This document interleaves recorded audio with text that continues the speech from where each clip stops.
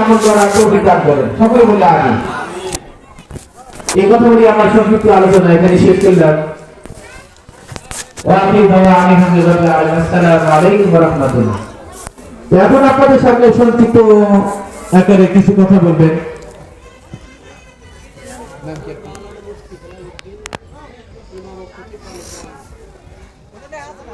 হযরত মাওলানা মুফতি মোহাম্মদ হেলালউদ্দিন ইমাম খতিব রানীগ্রাম জামে মসজিদ, রানীগ্রাম বাইতুল নূর জামে মসজিদ হুজুরকে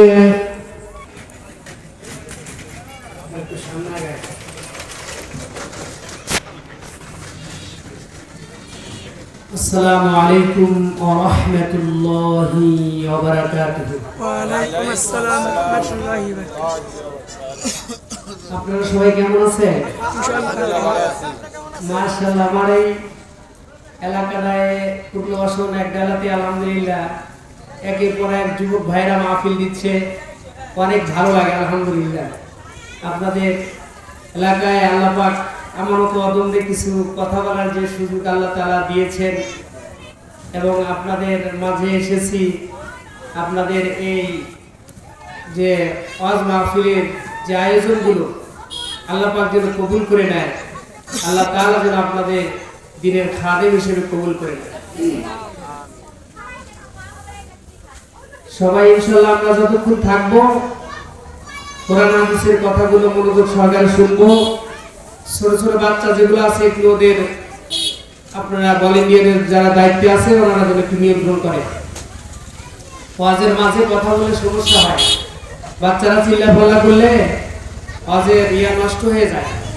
এই জন্য মেহেরবানি করে যারা মাহফিল কর্তৃপক্ষ আছেন ছোট ছোট বাচ্চাদেরকে মাহফিলে আদবের সাথে বসায় দেন এবং এরা যেন দৌড়াদৌড়ি চিল্লাফাল্লা না করে।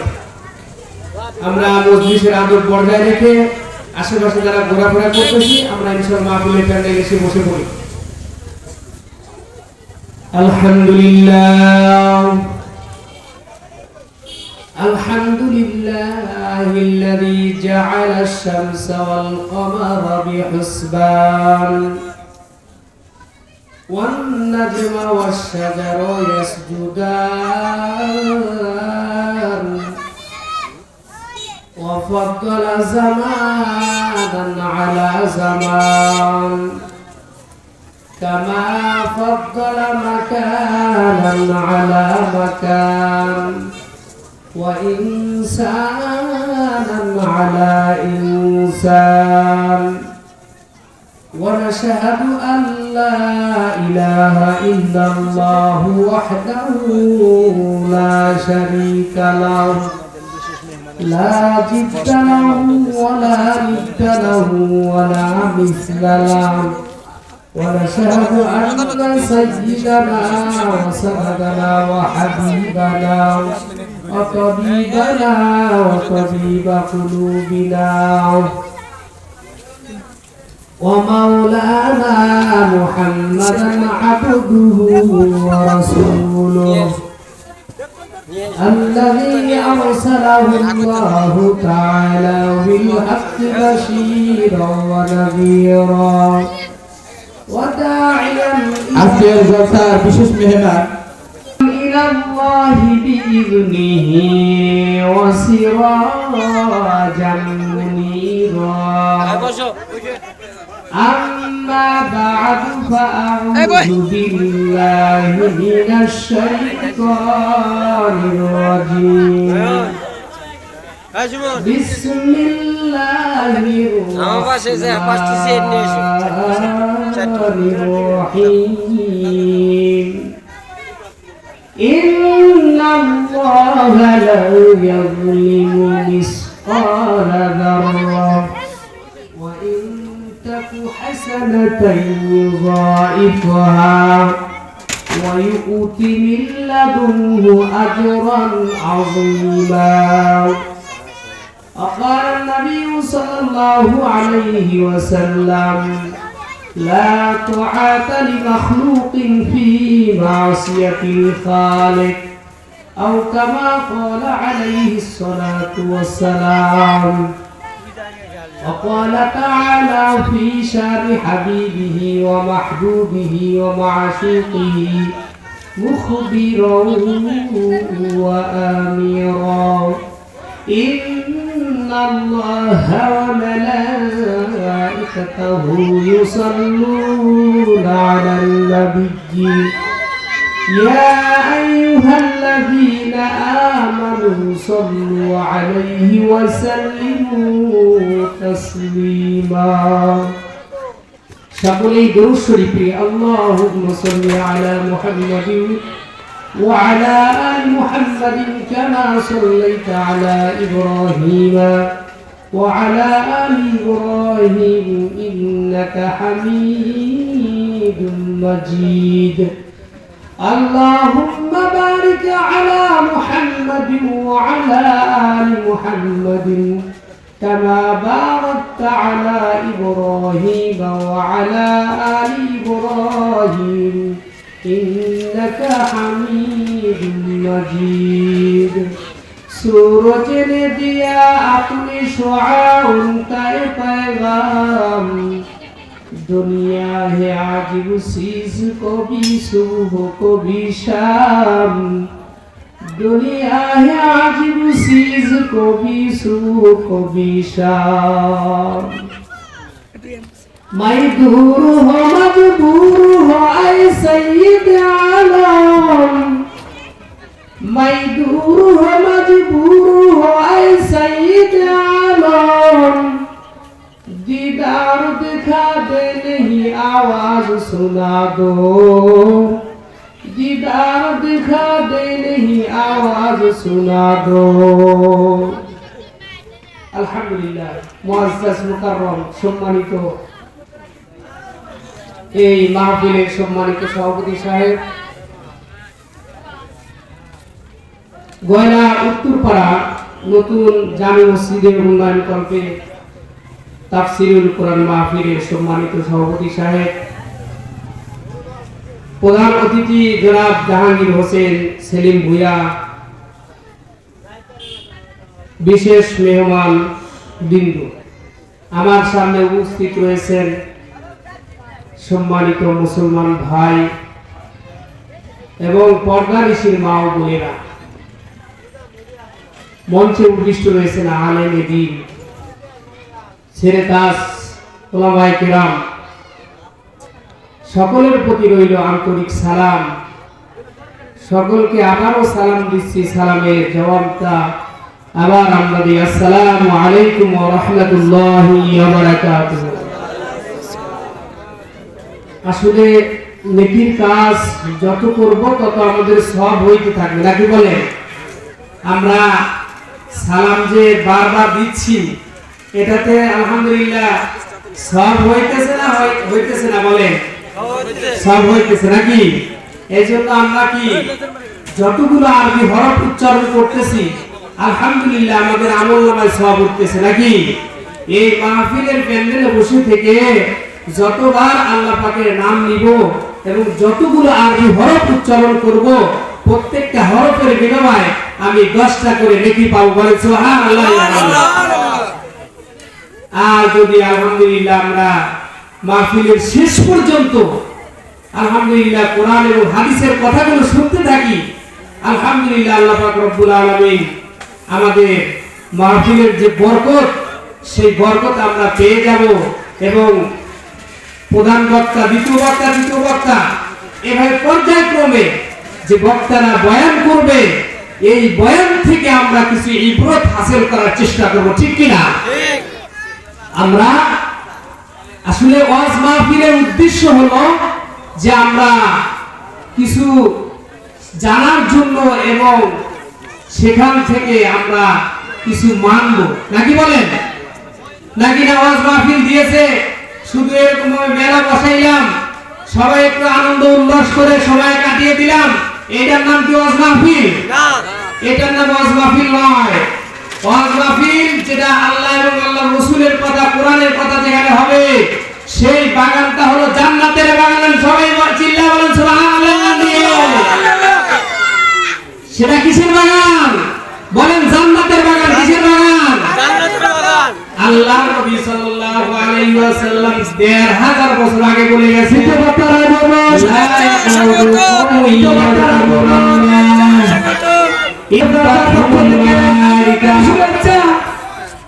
হাফাতুহুমুল মালায়েকা ওয়া গাশিয়াতুহুমুর রাহমা ওয়া নাযালাত আলাইহিমুস সাকিনা ওয়া যাকারাহুমুল্লাহু ফী মান ইনদা।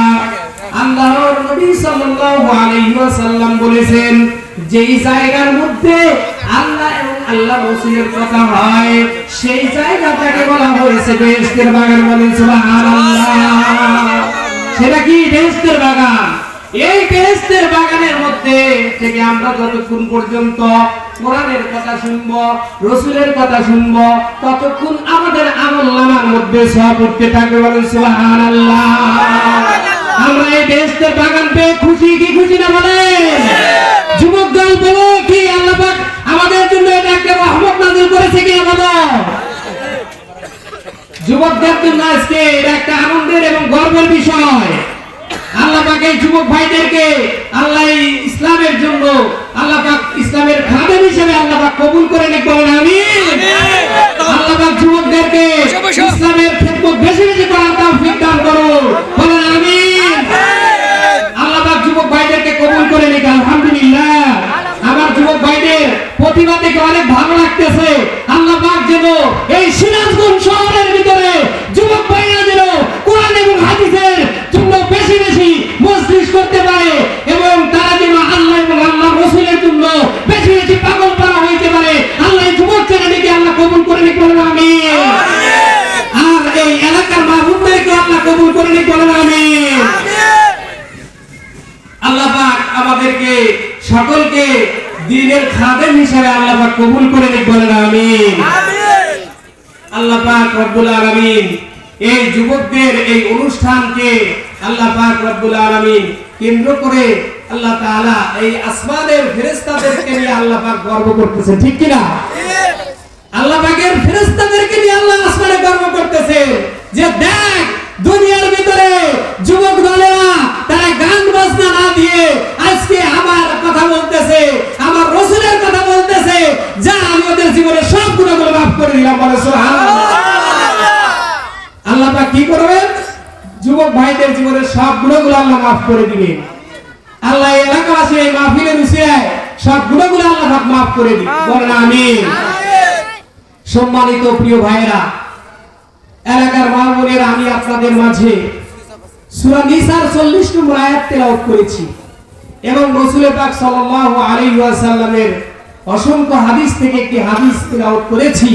আল্লাহ রাব্বুল আলামিন যদি তৌফিক দান করে কোরআনে কারীমের আয়াত এবং রাসূল পাক সাল্লাল্লাহু আলাইহি ওয়াসাল্লামের হাদিস প্রসঙ্গে কিছু কথা বলতে চাই ইনশাআল্লাহ। আল্লাহ তাআলা যদি আমাকে তৌফিক দান করে ইনশাআল্লাহ আমি বলবো। আপনারা শুনতে রাজি আছেন তো? কষ্ট হবে কিনা? আলহামদুলিল্লাহ। আল্লাহ পাক কবুল করুন। বলেন আমিন। একটু জিকির করি লা ইলাহা ইল্লাল্লাহ, লা ইলাহা ইল্লাল্লাহ। আসমানে আল্লাহ, জমিনে আল্লাহ, সব জায়গায় আল্লাহ আল্লাহ আল্লাহ, লা ইলাহা ইল্লাল্লাহ মুহাম্মাদুর রাসূলুল্লাহ সাল্লাল্লাহু আলাইহি ওয়াসাল্লাম। প্রিয় হাজিরিন, আমি এই সূরা নিসার 40 নম্বর আয়াতে কিছু কথা বলি। আমি যেহেতু আপনাদের বক্তা তৃতীয় বক্তা উপস্থিত হয়েছে, এজন্য আমি কথা দীর্ঘায়িত করব না, কয়েকটি কথা বলে আমি আমার আলোচনা শেষ করে দিব ইনশাআল্লাহ। আল্লাহ রাব্বুল আলামিন সূরা নিসার 40 নম্বর আয়াতের মধ্যে আল্লাহ পাক বলতেছেন, ইন্নাল্লাহা লা ইয়াজলিমু মিসকালা যাররা। আল্লাহ পাক রব্বুল আলামিন এই যে পৃথিবীর বুকে এতগুলো সৃষ্টি জীবনী গেছেন, আল্লাহ পাক রব্বুল আলামিন তাদের প্রতি সামান্য পরিমাণ জুলুম করেন না। বলেন সুবহানাল্লাহ। কিন্তু আমরা নিজেরা নিজের নফসের উপর জুলুম করতেছি কি করতেছি না? বলেন আমরা নিজেরা নিজেদের নফসের উপর কি করতেছি? জুলুম করতেছি। আজকে মানুষ হইয়া মানুষকে আঘাত করতেছি। ঠিক কি না? আজকে মানুষ হইয়া মানুষের ঘর বাড়িতে আগুন দিয়ে জ্বালিয়ে দিচ্ছি। আজকে মানুষ হইয়া মানুষকে আমরা খুন করতেছি। ঠিক কি না? আজকে আমরা কি মানুষ থাকলাম? আমরা মানুষ থাকলাম না, আমরা কুকুরের থেকেও খারাপ হয়ে গেছি, নিকৃষ্ট প্রাণীর থেকেও আমরা খারাপ হয়ে গেছি। ঠিক কিনা প্রিয় হাজিরিন? আমরা এত খারাপ হয়ে গেছি যে আজকে আমরা সামনে যে আমাদের মরণ হবে, সামনে যে আমরা কোথায় চলে যাব, সেই মরণের চিন্তাটাকে আমরা বাদ দিয়ে ফেলেছি। যার কারণে আজকে আমরা দুনিয়ার ভিতরে মনে যা চাই তাই করে বেড়াচ্ছি। ঠিক কিনা? মনে যা চাইতেছে যে নিজের খায়সাতি নফসানি ইত্তেবা করতেছি। ঠিক কিনা প্রিয় ভাইরা? মনে যখন যেটা চায় সেটা করতেছি, অথচ আমি একটু চিন্তা করতেছি না যে এই খায়সাতি নফসানি এই কারণে আমাকে জাহান্নামের আগুনে জ্বলতে হবে। বলে নাউজুবিল্লাহ। আর জাহান্নাম এতই ভয়ানক জায়গা, ওখানে কেউ যেতে চায় না, ওখানে কেউ যাইতে চায় না। এত নিকৃষ্ট জায়গা, ওখানে কেউ যেতে চায় না। এটা জাহান্নাম এত খারাপ জায়গা যেখানে সাপ বিচ্ছু দুনিয়ার যত ধরনের খারাপ জিনিস ওই জাহান্নামের মধ্যে আল্লাহ পাক দিয়ে রেখেছে। আমরা দুনিয়া কিন্তু সামান্য একটু নাপাক স্থান হলে সেখানে আমরা যাইতে চাই না, চাই আমরা কিন্তু সেখানে যাইতে চাই না। আমরা ভালো জায়গা তালাশ করি, আমরা ভালো স্থান তালাশ করি, আর ওই জাহান্নামের মধ্যে আমরা চলবো। দেখেন ভাই, আমাদের বড় দুঃখ লাগে, আপনার সামনে যদি একটা ছোট বাচ্চা আগুনের মধ্যে পড়ে যেতে লাগে, অথবা একটা বিড়াল আগুনের মধ্যে পড়ে যেতে লাগে, আপনার কি দয়া লাগবে কি লাগবে না? লাগবে না?